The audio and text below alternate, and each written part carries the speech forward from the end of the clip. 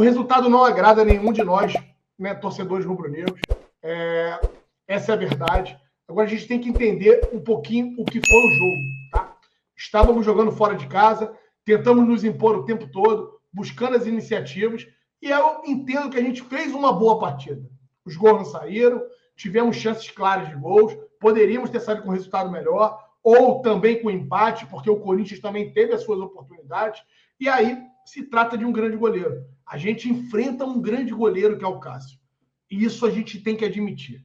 No primeiro jogo na eliminação que eles tiveram na Libertadores, peguem a forma como os gols entraram, como as bolas entraram. Teve um chute do Gabigol, que foi um chute no pé da trave, que se fosse um pouquinho, né, mais para dentro do gol, ele teria feito a defesa. Eu gostei, sim, desse primeiro jogo. A gente tem que entender que se trata de uma final. Numa final, tem várias coisas envolvidas. A questão emocional, a questão de você não estar, né, e não poder falhar em momento nenhum, porque pode ser fatal. A gente viu uma falha do Léo Pereira, que fez uma partida boa. Não foi por causa daquela falha ali, né? Ele poderia ter comprometido a partida? Poderia. Mas ele teve uma falha ali, ele errou um tempo de bola, e aquela falha poderia ter complicado se o Thiago Maia não fosse um monstro da partida. Né? Independente do que a gente vai ouvir muita galera comentar aqui, eu sei que a galera tá puta, eu também tô, e eu contava com o resultado favorável ao Flamengo, entendi que o Flamengo fosse voltar de São Paulo com um placar positivo, um 2-1 ou um 1-0 também, eu estava na dúvida desde o início. Esse placar não aconteceu. Não aconteceu porque trata-se de um grande goleiro do outro lado. O Cássio, apesar de parecer sentir dores ainda nos pés, né, na questão do entorse que ele teve, ele continuou e conseguiu fazer uma grande partida. A bola no início do primeiro tempo ainda, ele consegue crescer e sair no tempo certinho para abafar, para que o Gabigol não pudesse chegar inteiro naquela bola para conseguir abrir o placar do Flamengo. Em outros momentos, ele também fez grandes defesas. Então, assim, Cleito, é um jogo que me agrada, a gente traz um resultado para a gente decidir no Rio de Janeiro, diante do nosso torcedor. A todo momento, o Roger e essa mulher essa Ana Thaís, pensa numa profissional horrorosa. Ela teve ainda a coragem de falar que o Corinthians foi quem desperdiçou, né, o jogo hoje. Ela viu um Corinthians melhor do que um Flamengo.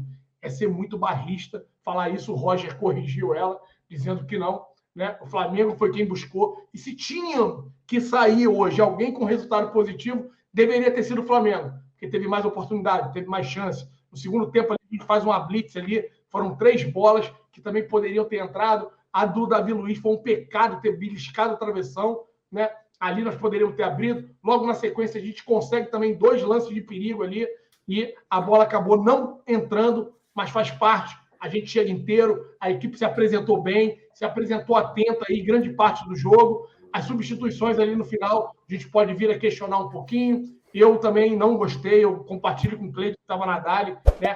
Também daquele sentimento de entrar com a linha de 3 para conseguir fazer ou dar a ala direita para o Rodinei. Cara, a gente não fez isso o campeonato todo, vai começar a fazer isso agora, nessas rodadas finais. Então eu fiquei meio receoso ali. O Fabrício Bruno, né, entrou um pouquinho desatento ali no final, ele acaba dando uma paçocadazinha ali no final, mas o Flamengo conseguiu conter o ímpeto. Daqui a pouquinho a gente fala dos melhores do jogo, que eu já vou antecipar para mim. O craque da partida hoje, no Mengão, é o Thiago Maia. O que o Thiago Maia jogou hoje é sacanagem, rapaziada. É digno de aplauso aí. Para mim, foi disparado o melhor jogador do Flamengo. Acertou tudo, tanto ofensivamente quanto defensivamente, né? E, Arthur, um jogo que realmente a gente poderia ter saído na frente. O Corinthians teve alguns momentos ali que ele conseguiu dominar a partida, e principalmente nas mexidas do Corinthians, que entraram bem, enquanto as do Flamengo não conseguiram entrar tão bem, né? Muito me preocupa, sendo bem sincero, o João Gomes não jogar o jogo da volta. Mas não pelo João Gomes somente, mas pelo Vidal, que passa um momento muito ruim no Flamengo. Mais uma partida que ele entrou e não entrou, não fez absolutamente nada. E as escolhas do Dorival, por mais que fossem meio que lógicas, né? A entrada do Cebolinha era meio que já premeditada.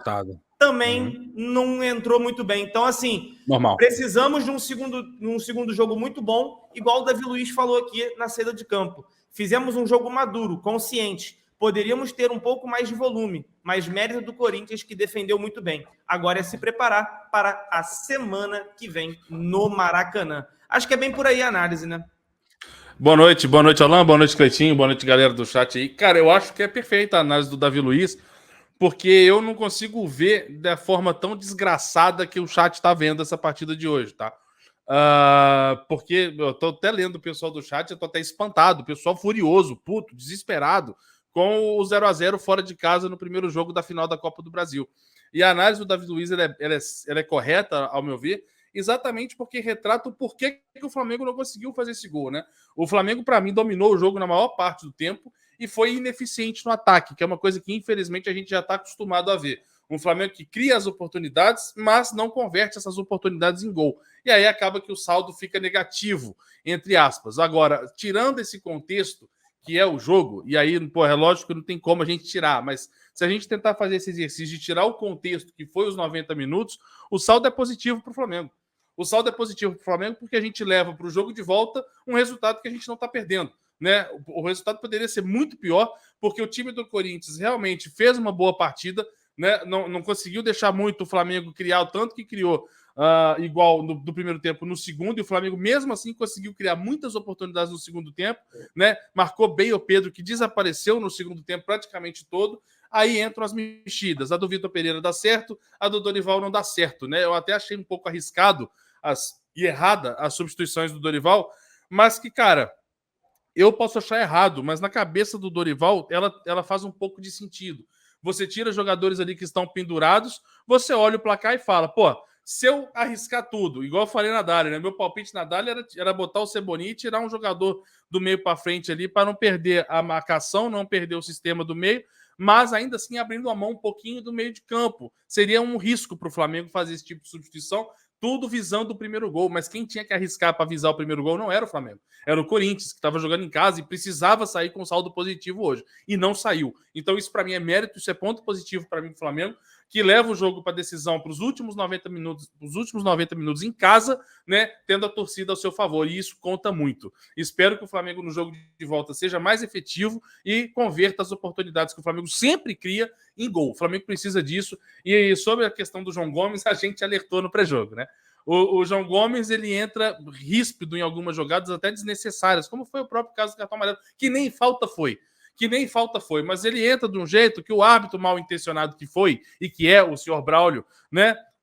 Esse cara aí que a gente não vai fazer piadas com o nome, né? Respeitando aí os inscritos que têm o mesmo nome, mas do jeito que ele é mal intencionado, eu acho que todo mundo aqui sabia que qualquer faltinha um pouquinho mais de entrada com mais raça desses jogadores pendurados, esse cara ia lá dar o cartãozinho amarelo. Saímos até no lucro com isso, porque só foi o João Gomes. A gente tinha o Gabigol, o Léo Pereira e o Everton Ribeiro ainda pendurados. E a gente, infelizmente, perde um João Gomes, mas felizmente dos 4 pendurados só perde um. Então a gente tem que ver esse copo meio cheio aí. Sobre o Vidal, concordo, né? Tem entrado mal, assim como o próprio Everton Cebolinha, né? Entrando, tomando algumas decisões erradas, mas o Vidal nem é muito por conta das decisões, mas sim pelo ritmo, né?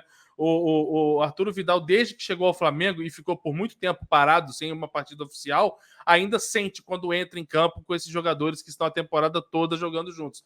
Ele sente é discrepante a diferença do Arturo Vidal para o Thiago Maia, por exemplo, que também passou boa parte lesionado, mas sempre ali treinando com os outros jogadores. Mas eu acho que eu não vou ficar preocupado com isso agora, não.